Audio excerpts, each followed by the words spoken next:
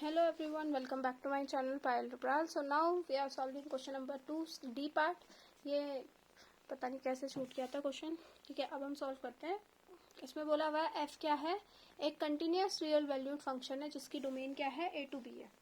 ठीक है, हमें ये बताना है कि एफ आर अगर ज़ीरो है हर एक रैशनल नंबर के लिए. यहाँ पे जो आर है वो रैशनल नंबर है जो कि कहाँ से कहाँ है, ए टू बी में एक रैशनल नंबर है.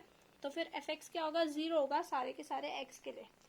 ठीक है, तो आइए इसका सोल्यूशन देखते हैं. हमें क्या गिवन है, हमें गिवन है कि f जो है a टू b से रियल नंबर पे क्या है, is continuous.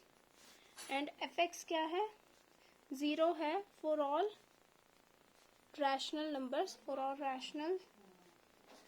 Numbers, belonging to a to b. ठीक है, जो भी r है वो a टू b में बिलोंग कर रहा है. ठीक है, हमें क्या शो करना है, टू शो कि F R is F x अब सारे एक्स के लिए वो ज़ीरो होगा, सिर्फ रैशनल्स के लिए नहीं, वो सारे के सारे नंबर ए टू बी के लिए क्या होगा, ज़ीरो होगा for all x belonging to a to b. ये फॉर ऑल का साइन होता है. ठीक है, अगर किसी को ना पता हो तो now let's see the proof. अब हम कैसे प्रूफ करेंगे इसे. मैंने कहा कि since f is continuous on a to b, so for x belonging to a to b, f is continuous on x, f is continuous for या फिर on x. f क्या है, continuous है. ठीक है, a से b में. तो by definition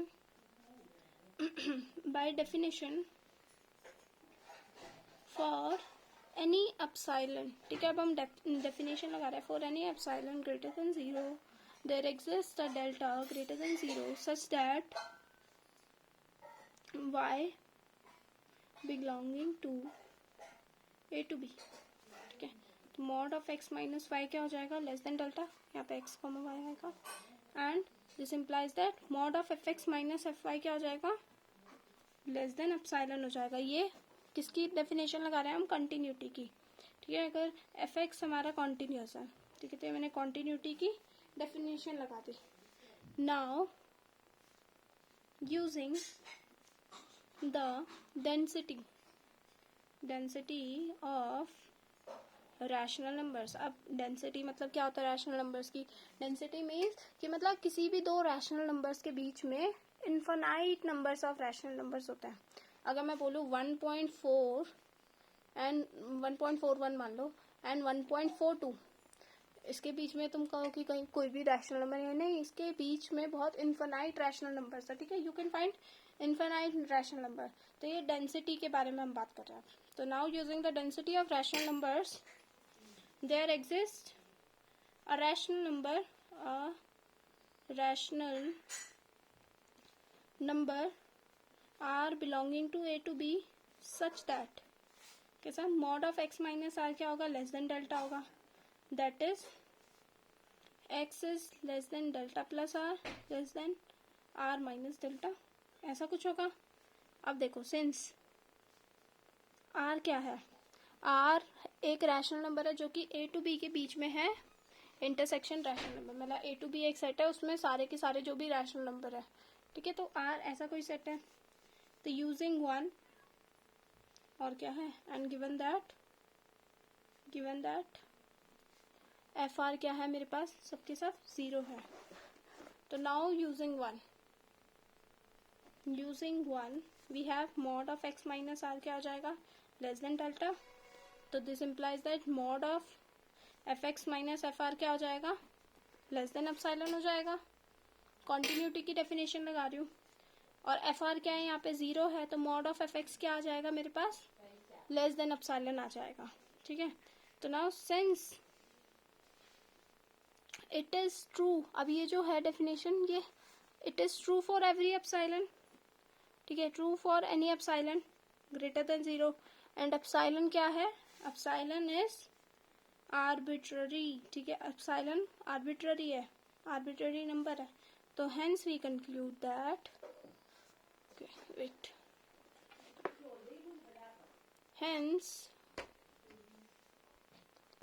hence we conclude that f x is equals to zero. F x क्या हो गया यहाँ पे ज़ीरो, क्योंकि एप्सिलॉन जो है वो आर्बिट्ररी है, ठीक है। तो एप्सिलॉन मान लो तुम कहो दीदी एप्सिलॉन मान लो 1 है, तो एफ एक्स हमारा 0.1 हो जाएगा। नहीं तो मैं उससे और छोटा एप्सिलॉन ढूंढ के दे दूंगी, मैं बोल दूंगी वो एप्सिलॉन अब 0.01 है। तो आप जितना भी छोटा एफ एक्स ढूंढ के लाओ, मैं उससे छोटा एप्सिलॉन ढूंढ के ले आऊंगी। तो इसलिए एफ एक्स को क्या होना पड़ेगा, एफ एक्स को 0 होना पड़ेगा, ठीक है। Therefore f x is 0 for all x belonging to a to b, ठीक है, हेंस प्रूफ्ड। ठीक है, अब हम एक बार इसके बाद सीक्वेंशियल क्राइटेरिया थोड़ा सा समझ लेते हैं वापस से, जिनको भी डाउट था, ठीक है। Okay, so this is the sequential criteria, ठीक है। उसकी ये स्टेटमेंट लिखी हुई है कि एफ जो है वो एक फंक्शन है और सी उसका क्लस्टर पॉइंट है किसी भी सेट ए का, ठीक है। मतलब ए कोई सेट है, उसमें एक सी पॉइंट है, ठीक है। तो ये जो फॉलोइंग स्टेटमेंट्स है वो क्या है, इक्विवेलेंट है। एक तो एफ एक्स की लिमिट क्या है सी पे, एल है, और सारी sequence for every sequence x n in a that converges to C for every n sequence f x n converges to L, ठीक है। अब देखो मैं इसे कैसे प्रूव कर रही हूँ, वापस से आज समझेंगे। ये मैंने आपको थोड़ा डायग्राम से समझाया था कि मान लो ये कोई एफ एक्स फंक्शन है, इसकी मैं सी पे लिमिट देख रही हूँ, तो इसकी लिमिट क्या आ रही है, एल, मतलब एफ एक्स का आंसर क्या आ रहा है, कोई वैल्यू एल आ रही है। और कन्वर्ज करना मतलब मैं इसकी तरफ अप्रोच कर रही हूँ दोनों तरफ से, ठीक है। तो अप्रोच करना होता है, तो जब मैं सी की तरफ अप्रोच करूंगी तो मेरा आंसर देख रहे हो एल की तरफ पास जाता रहेगा, यहाँ से भी, ठीक है। एल की तरफ पास पास को जा रहा है, ठीक है। मैं सी की तरफ अप्रोच कर रही हूँ किसी भी तरफ से, तो मेरा आंसर एल की तरफ अप्रोच कर रहा है। So this is called the limit, ठीक है। नाउ पहले आप प्रूफ देखते हैं। प्रूफ में हम क्या करेंगे, पहले एक चीज को अज्यूम करेंगे, दूसरी चीज प्रूफ करेंगे, फिर नेक्स्ट कन्वर्स में क्या करूंगी, इस चीज को लेके चलूंगी और ऊपर वाली प्रूफ कर दूंगी, ठीक है। क्योंकि इक्विवेलेंट स्टेटमेंट में ऐसे ही प्रूफ किया जाता है, एक को लेते हैं दूसरे को इम्प्लाइज, देखो 1 इम्प्लाइज 2, ठीक है। तो now let's see the proof. मैंने अज्यूम किया कि एफ के पास क्या है, लिमिट एल है एट पॉइंट सी, ठीक है। हमें गिवन क्या है, देखो सेकंड स्टेटमेंट, अब देखो 1 तो मैंने लेट कर ली कि वो ट्रू है। सेकंड स्टेटमेंट क्या है कि एफ एक्स मतलब सीक्वेंस एक्स एन है, ये मेरे को दे रखी है, जो कि कन्वर्ज कर रही है सी पे। तो मुझे प्रूव करना है कि एफ एक्स एन भी क्या कर रही है, कन्वर्ज कर रही होगी एल पे, ठीक है। सेकेंड स्टेटमेंट प्रूव करने के लिए ये करना है। तो देखो मैंने क्या करा, देखो गिवन है एक्स एन एक sequence of elements of a such that limit x tending to c, x n क्या है सी, एक्स एन कन्वर्ज कर रही है ना सी पे, तो मतलब लिमिट उसकी सी है। तो to show f x n also converges to L. Now by definition of limit of function for every epsilon greater than 0, अब मैं डेफिनेशन लगा रही हूँ, क्यों, क्योंकि मुझे दे रखा है कि एफ के पास क्या है, लिमिट है एल एट पॉइंट सी। तो मैंने डेफिनेशन लगा दी यहाँ पे लिमिट की, for every epsilon greater than 0 there exist a delta positive such that mod of fx minus l is less than epsilon whenever mod of x minus c is less than delta where x belongs to a। तो अब मैं ऐसे कह सकती हूँ, देखो x c की तरफ कन्वर्ज कर रहा है, ठीक है, मतलब xn भी यहाँ पे c की तरफ कन्वर्ज कर रहा होगा, तो मैं xn भी ले सकती हूँ यहाँ पे। तो f of xn minus l क्या आ जाएगा, less than epsilon for all n greater than equals to k। तो एफ एक्स एन क्या हो गया, l पे कन्वर्ज करने लग गया, मतलब ऐसे x ले रही हूँ ना मैं, x क्या था यहाँ पे, अब मैंने x को xn मान लिया, xn क्योंकि क्या है a के ही एलिमेंट्स है, x भी क्या था a के ही एलिमेंट थे, तो x को xn मान लूंगी, कोई दिक्कत तो नहीं है। तो f of xn minus l क्या हो गया, लेस देन एप्सिलॉन हो गया for all n greater than equals to k। तो एफ एक्स एन भी क्या हो गया, वो भी कन्वर्ज करने लग गया l पे, ठीक है। अब देखो नेक्स्ट अब मैं सेकेंड वाली स्टेटमेंट को अज्यूम करके चलूंगी और फर्स्ट को प्रूव कर दूंगी, ठीक है। तो फर्स्ट पहली सेकेंड स्टेटमेंट क्या कह रही है, अगर एक्स एन कन्वर्ज कर रहा है सी पे, तो एफ ऑफ एक्स एन क्या कन्वर्ज करेगा, एल पे कन्वर्ज करेगा, ये सेकेंड स्टेटमेंट कह रही है। तो मैंने माना पॉसिबल कि एफ एक्स के पास कोई लिमिट नहीं है, मुझे फर्स्ट में ये प्रूव करना है कि एफ एक्स के पास लिमिट है। मैं कॉन्ट्राडिक्शन लेके चलूंगी कि एफ एक्स के पास कोई लिमिट नहीं है। तो जब भी एक्स अप्रोच कर रहा है सी को, तो एफ एक्स के पास क्या है, कोई लिमिट नहीं है। इसका मतलब क्या होगा, एफ एक्स माइनस एल क्या होगा, greater than equals to epsilon. तो एफ एक्स के पास कोई लिमिट नहीं है, ठीक है, डज नॉट एग्जिस्ट।